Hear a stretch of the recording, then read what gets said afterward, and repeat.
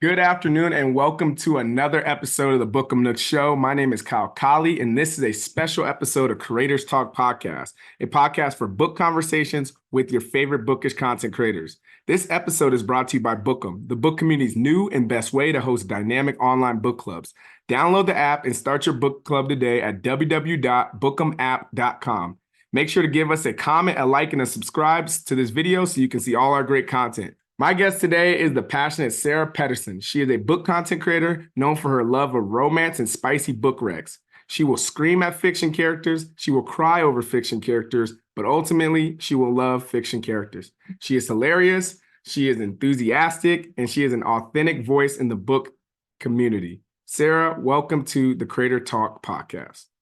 Thank you. Thank you for having me. I'm so happy to be here. Yeah, absolutely. And one of the things I really enjoy is, like I mentioned, is like your passion when it comes to book videos and all that. So I want to know kind of what were those moments that shaped your life and when did you first grow that passion for reading books? So I was really sheltered as a child. My parents were very picky about like where I could go, how long I could stay, things like that. So I didn't have a lot of friends growing up. So I was always passionate about like TV shows, movies, being as a kid, because it was like almost like having a community but without actually having a community. So when I found reading, it was just another form of diving into friendships and relationships that I didn't really have a lot of growing up. So that's a lot where the passion comes from. Yeah, no, that's good. And then what were some of the, you talked about some series, like what were some of the series that popped out? I believe, I want to make sure you are Team Edward, correct? So how, I okay, good. I So am Team Edward. good. I love, that's how we actually met. My Yeah, shirt, the exactly. Edward shirt. Yeah, Twilight was a huge one. I remember I was at the end of my elementary school career, and the movie was just getting ready to come out, and my sister, who's 7 years older than me, really wanted to go see it, but Oh, wow. I thought vampires, horror, so I was like, absolutely not, I'm not gonna go watch this. And she was like, no, no, no, it's a love story. I was like, sure. So we went, and I remember just being so enthralled. I was just so into it, so enthralled. And I came home, and like a week later, my sister was reading New Moon. And so she would read it to me. And so she got to the point where she's like, I'm not a narrator. I'm not going to read these to you. Figure it out. So then I started reading them myself. And I just fell in love with it. Started with vampires, any vampire book that I could get my hands on. So I like Vampire Academy, Vampire Kisses, Paranormalancy. So anything that was just paranormal and Yeah. bloodlust, I loved it. Yeah. Was there any other like book series during that time that really popped out? I know you said some of the paranormal stuff, but Yeah, Hunger Games was a huge one. I okay. think every like Hunger Games, Divergent, um, Harry Potter. I loved Harry Potter growing up. There's just like a lot of them that I mean that so many people know and fell in love with too that I also did. Got you. So then you, from there, you kind of kept the reading going, and then what kind of got you into creating in like content on the internet? Like what inspired you to kind of start doing that? So I would say so I actually took once I graduated high school, I took a couple years off of reading. So I Okay. hadn't read for a really long time. And then the end of COVID, like COVID was starting to come to an end, and there was a girl in my real life that I saw, and she was posting pictures of books she was reading. And I remember being like, man, I haven't read in so long. So I went and bought one of the book recommendations, and it was actually a thriller, and it was so good that I kept running into like my room that my husband was playing a video game in, Mhm. and I was like, I gotta tell you about this part. And then I'd run back and I'd start reading, and I'd come back and I'd be like, I gotta tell you about this. And so I just kept doing that. And eventually, my husband was on TikTok before I was. Oh, wow. And he discovered Kierra Lewis. And he was like, Sarah, this is like you. He was like, this is what you do to me. And he's like, so you should do this to other people. Stop doing it to just me. And I was like, no. And I was so intimidated because she was so vibrant. She was so fun. And I was like, I don't know if I could actually do that on the internet, though, because the internet's sometimes, it's not the nicest place always. And I was like, just because it, rocks for her doesn't mean it would for me. And I'm like, what if people don't like it? And I was always in my head. But eventually there was just one book where I was like, I have to talk because my husband doesn't care. I love him to death and he loves me, but he just doesn't care. And I was like, I need somebody who cares. And I just did it. Yeah. So when you're first making content, were your content a little bit more laid back, or how did like or did you always I was not always Yeah. screaming. It was very laid back because I didn't know what to do when you first start doing something, especially when it's so intimidating. And there's the potential. I never thought it would grow, but there's always a potential that it can. And I was like, I don't know. And I was so hesitant. I remember I watched that first video back of me talking about a book, and I'm just like so quiet, and I'm holding it, and I'm like, I don't know what to say, to what I am now after just getting so comfortable and so into my own. It's very different what I was doing then versus how I'm doing it now. Yeah, I think a lot of people are, even like with us as content creators, like you come into the book space, you have like a book or two that you really are passionate about. You may share about it, but it might not be the books everyone's reading. But over time, you kind of, find your voice and find your stride, and you do things that no matter what is important to you, right? No matter what, like content creators, that's how you are. That's when you are your best, when you're just authentic, true to what it is. And like, so when watching your content, you can just see that you're not really, it's like, there's like I said, very authentic in the way you present yourself and the way you talk about books, and the fearlessness that comes with it. Because there is a huge amount of fearlessness that comes with posting online. So like, how was that? Like, how'd you get over that part of being a content creator? I think it was the repetition of doing it. And I think a big one is just you finally realize that I really hit a point where I realized that people are going to like you or they're not going to like you. And I am never going to diminish myself or my light or make myself less present to appease other people. And once I really came into that and realized that for the most part, like, it's on my phone, it's my space. I want to create an atmosphere that I want to be in. And the moment I realize that I'm creating a space that I love to see, the people who also love to be in that type of space just found me. No, that's so well said. You find your tribe. So speaking of that, like, how do you approach building your community, engaging with your audience, that whole spot? It's just like having a bunch of best friends. And that's how I love to look at it. We're just all a bunch of best friends. We all like to read the same stuff. It's almost like a giant book club. I start reading things that people read years before me, and then they get to chat about it with me.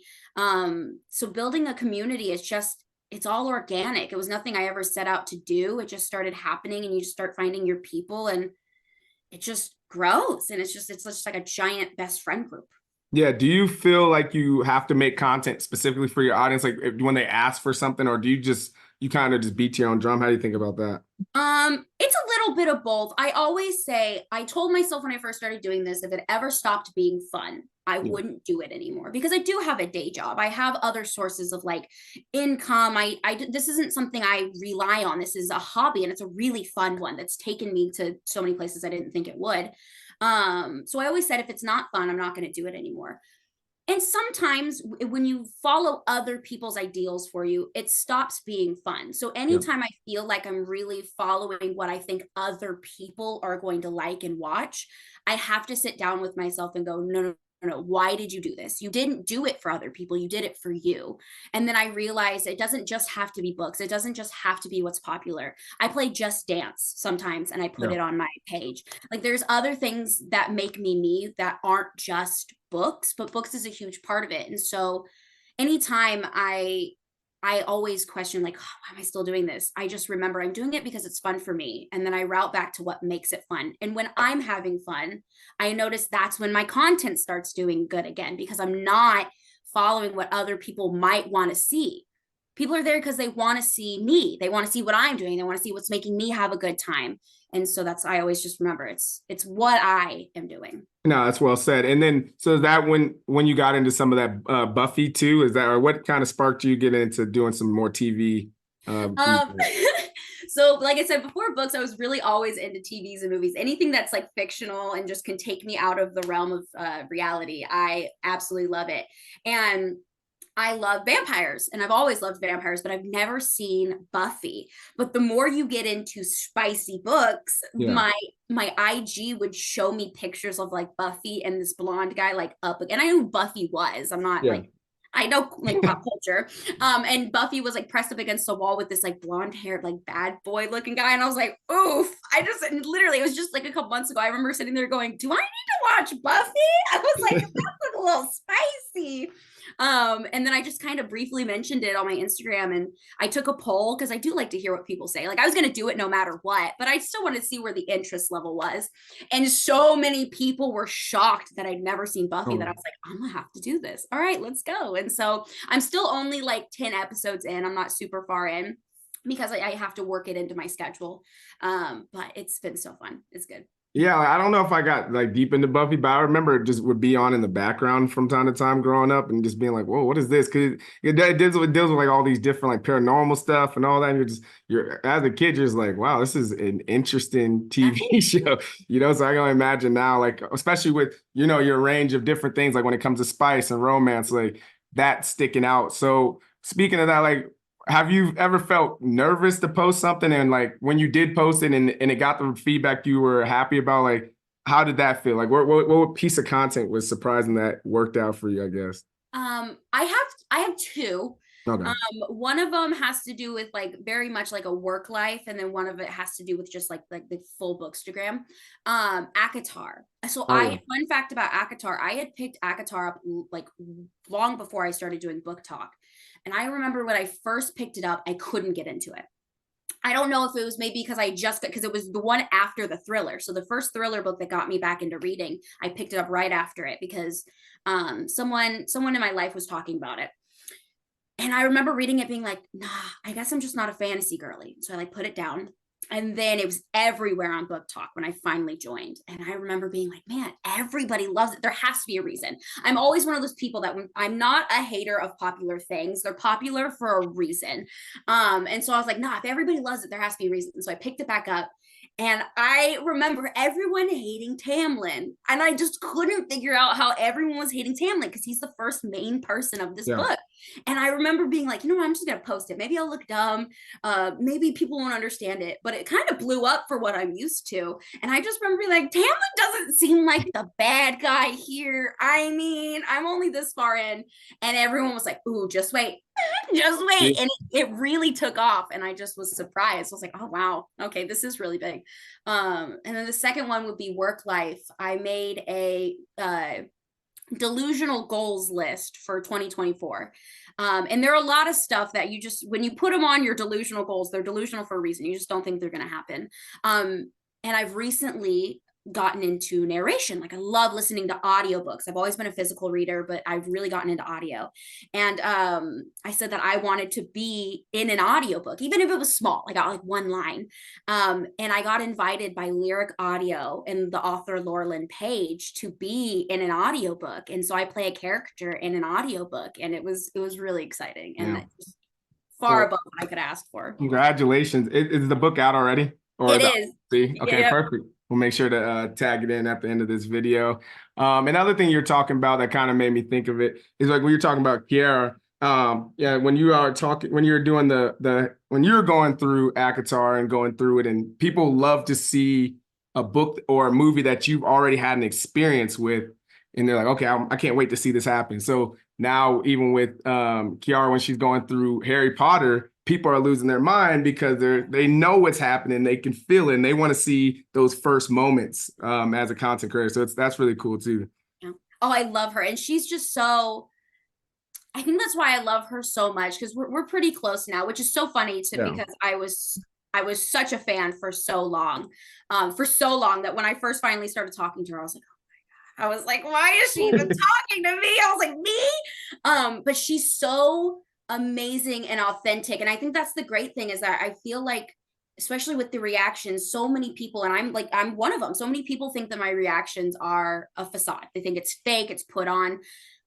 And they're not. And when you meet people that do the same things and feel the same way and get just as heated or into it, it's really amazing. And so she just makes it so fun. And it's like, because I read them back in middle school. And so watching her go through it, I was like, oh, yeah, I remember that feeling. And so, yeah, it's amazing. Yeah, and I the reason I love doing this is like you always see these content creators doing their stuff, and it's like maybe short form content, it makes it laugh. But like when you have a chance to hear behind the creator, like what they do, like even you growing up in Oregon and some of the things, you really fall in love with the content in a different way, you know, because now you know that person from their experiences and what they believe and how they go about things. So I would love to hear about how you go about creating content in Bookish when you're making book videos.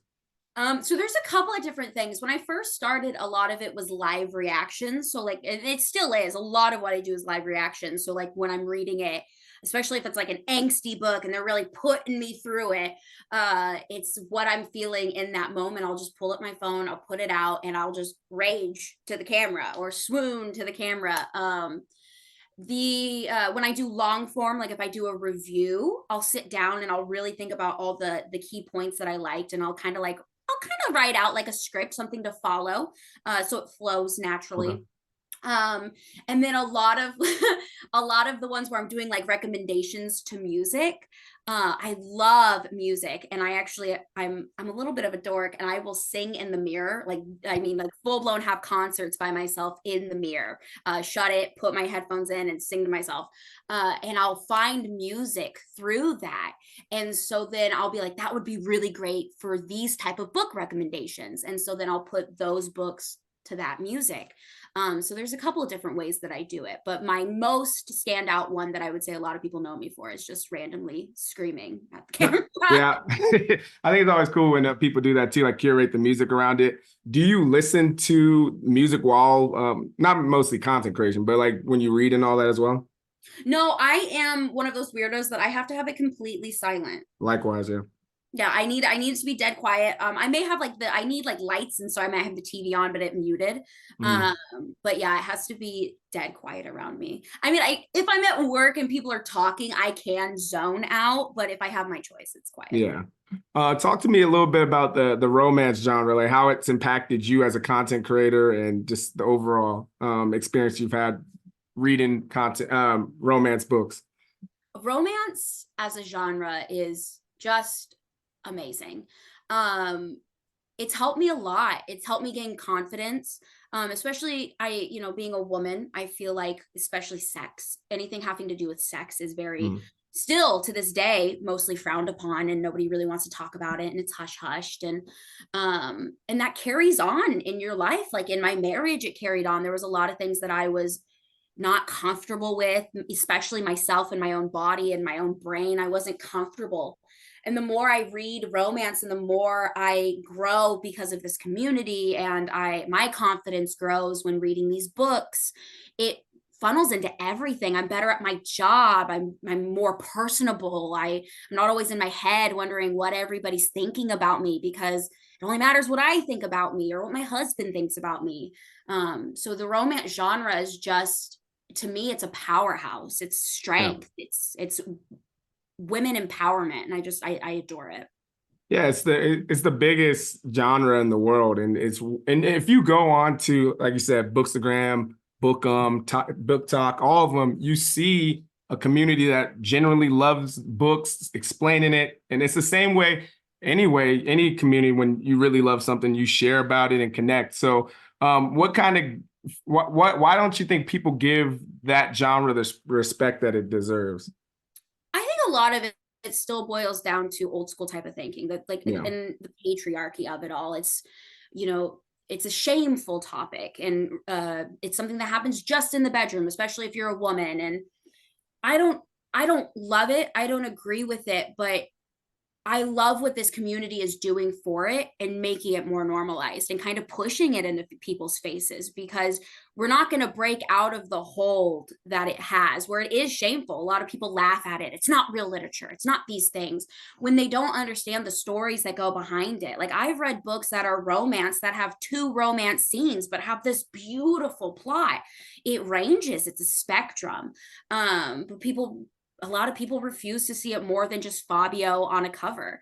Yeah. But the more we do things like this, the more we put it in people's faces and we normalize it, that's how we're going to break the chains. And so I think that's what it is. It's just a long rooted hatred of sex and being ashamed of ourselves. And that's what I really think it is. No, that's well said. And then as far as when it comes to helping the genre as a whole, I mean, I guess the role of the stories in romance, like how do you see that impacts the larger world around us? Like, if you watch a film or like a rom-com, it may bring out a sense of of side of you that you didn't know. But I think that's very true when you read a romance or when you read some people, what is it called, more spicy books or more smut books. Like, what would you say is like, how does that shape the world around us when you read romance? It's something we all do for the Yeah. most part. I mean, like some people I'm sure don't love it. There's like give and take to all of it, but it's something for the most part that everybody does. And when you Mm. read these books, there's real ties to real world events and real world problems. And a lot of these authors bring in traumas that people have truly experienced, especially if you do dark romance. A lot of people bring in like real world issues that need to be talked about and need to be addressed. But it's formulated in such a way that it's easier to digest. So Yeah. you find more acceptance within it, and you start to realize while reading these books about things about yourself or things about the world that you just never really saw in an easier and digestible form. Okay. Because reading a romance is going to be easier to read than reading someone's actual autobiography. It's just a different way of digesting real world situations and traumas and issues. And Mhm. And then, so if talking to the larger, how would you kind of explain, or how would you like, if you're like, hey, you should get into romance and then get into more spicy books, like how would you kind of walk that path for someone, or do you say just jump in? Like, what's your suggestions there? be honest, I never just jumped in. It's not like I just like I remember my jump in to dark romance before I even read it was Corrupt by Penelope Douglas, and it's pretty dark. And I remember going from Colleen Hoover to Penelope Douglas, being like, I don't know if I can hang, because it's something that you have to become accustomed to. And I know a lot of people that do just jump in, but I started out with fantasy romance. I feel like it's a really easy way to get into it. So like ACOTAR, from Blood and Ash, there's a bunch of books that slowly dance into it. Like the first book's kind of spicy, but nothing really happens, and then it starts really getting into it in the other books. Colleen Hoover, a lot of people, because Colleen Hoover's romance, but she's a lot of the time she's closed door romance, so you still get the aspect of like falling in love, but it's not like in your face, romance. So I think there's steps that you can take, and I usually tell people to start off with the more like Emily Henrys, the Colleen Hoovers, the Sally Thorne's, people that talk about it, but it's not super descriptive. And when they're like, yeah, I need more, then I start going, okay, so now we're going to jump into Sarah Kay, and now we're going to jump into this. And then we just start going in. But I never really just throw people into it, just because, especially if you're not used to it. I want you to love it. And I want you to understand why I have the love for it. And sometimes if you don't approach it with gentle baby hands, people will be like, oof, I'm scared. That's good. Talk to me about characters. Which ones do you find to be most relatable, or how do you, when you have a lot to say about characters, so I'm interested to hear what you think about I that. do have a lot to say about characters. The further I get into books, I feel like when I first started reading, every character was a lot like Bella Swan. If you've ever heard of the Bella Swan effect, they're timid, they're plain Janes. That was really the appeal. They wanted someone who in themselves didn't think much of themselves, and then they found a man that made them feel stronger. The more I read, the more I realize I love the main characters that are just in your face, that are just funny, and they're abrasive. Those end up being some of my favorite characters because I feel like I relate to them more. I'm never going to be the person that isn't going to let a billionaire pay off my debts. I'm not going to be that girl that's like, oh, I don't want a Lamborghini, sir. If you want to buy me a Lamborghini, I'll take the Lamborghini. So when I read those books, those are the characters I love the most. And I just, when it comes to book men, I, throw away my feminism card. I like a good alpha man that just tells you what to do and when to do it. Like he says jump, you're supposed to say how high, because I like the fight. Because then if you give him like a sassy girl, then she's like, no. And it's just great. And it's fun. Those are usually my favorite characters. Good. And then on the other side, what characters tend to make you cry or bring out more emotional, I guess, in that sense? Oh my gosh. Man, there are so many amazing books that I've read that just have me in my tears. But I think the ones that usually it's the dark romance a lot of the times, or at least the darker tropes, because they talk about things that a lot of people have experienced, and it's almost cathartic, and it's almost like healing. And a lot of times people see it as like a no Yeah. subjects. They're really gross. They're too dark. No one should talk about them. but it's amazing that people do, because when you've been through those things, it's a way of healing. It's a way of feeling like someone sees you and someone understands you. And then if you really want to make me cry, just throw in a good character death. That's a great way to make it to where I never read you again. And now I'm crying. So Right. but usually darker topics in romance books are what will get me all teary-eyed. Perfect. And then what are your kind of go-to tropes in that space? I love an age gap. I'm very open about the fact that I like a dirty age gap. I want her to be just crossing the legal line, and I want him to be probably someone's grandpa, to be honest with you. It's my favorite. But I also like a good manipulative man. Like, give me a damaged alpha billionaire who just those are my two faves. Like, honestly, I'm like, I love toxicity. I like forbidden. Just give me any of that and I'm eating it up. And then when we shift into your books, so like, what's the last book you've read? What book are you reading now, and what do you plan to read next? Speaking of damaged billionaires, straight up, so right now I'm on a Laurelyn Page kick. She writes some of the best dominant billionaire manipulative gaslighty men I've ever read, and I eat them up every time. So I just finished her Slayers series. It's like 4 books. It's really good. And I'm on currently her Brutal Secret. And that one's also billionaire gaslighty. Love him. But my next one is actually dark romance. So it's going to be Kissed by Shadows by Rosalie. And so I'm really excited about that one. I like to go between some like soft romances to like toxic romances to dark romances. I'm kind of everywhere when it comes to my reading style. And then are there any other authors that you like to shout out or let people know about as well? Oh, there's so many. I would say ones that I am just a diehard, you can put it in my face and I'm gonna read it. Sarah Kate, Trelina Pucci, Laurelyn Page, Kay Bromberg, Jesse Hall. I mean, I could give you a list of like 50. There's so many talented people out there that I just don't even know where it comes from or how they do it, but I am just amazed. No, that's good. I got one more question on the creator side, and then we'll go into rapid fire. When it comes to creator like collaborations and all that, how do you think about, partnering and connecting with different creators in the space?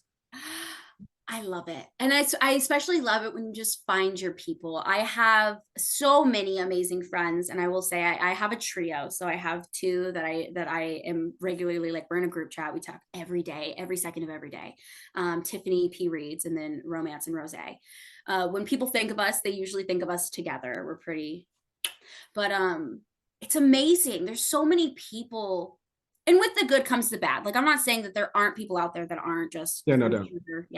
But for the ones that I've met and really connected to, they're just the most genuine, down to earth, sweetest humans. And I am so blessed. I always say that if all of this were to go away tomorrow and I were to lose it all, the connections I've made with the people that I call my cone, they're my cone. It'll last forever. I have no doubt. Perfect. Let's get into some rapid fire. What's an important book that no one is reading or talking about right now? Oh, The Lovely Return by Karen Cole. Perfect. What's your favorite rom-com movie? My favorite rom-com movie? Yep. Oh, How to Lose a Guy in 10 Days. Good choice. Best book you've read in 2024? Ooh. Oh, no. Oh, best book I've read in 2024. Why am I blanking on what I've read in 2024? Do I get a second to grab my phone and look through my list? Let's do it. Okay. I was like, I can't remember. Okay, 2024 books. Oh, easy. Say You Swear. Okay, perfect. And then these last 2 don't have to be rapid fire. I just like to ask these at the end of each creator conversation. What aspect would you like to see more of in the book world? Acceptance. Okay. I would love to see acceptance. I don't care how much you're reading, how fast you're reading it, how you're digesting it. If we're all reading, that's the win. Good to hear. And then what would you like to see less of in the book world? It's kind of the same thing. People need to start minding their own business. I don't care what you're reading. I don't care how you're reading it. I don't care how fast you're reading it. Let people do their thing. Let people talk about what they want to talk about. If you're not paying their bills, it's not your business. That's right. Enjoy your books. Enjoy how you like to read. I agree with you, Sarah. Thank you again. Let us know how we can support you or anything that's coming up in your world. Thank you. No, you've been amazing. Thank you for having me. This is so fun. You're only like my second podcast I've ever been on. Hey, that's what I like to hear. Yeah. Thank you. It's been a pleasure for you to be on this podcast. Thank you, Sarah. Thank you so much. Yeah.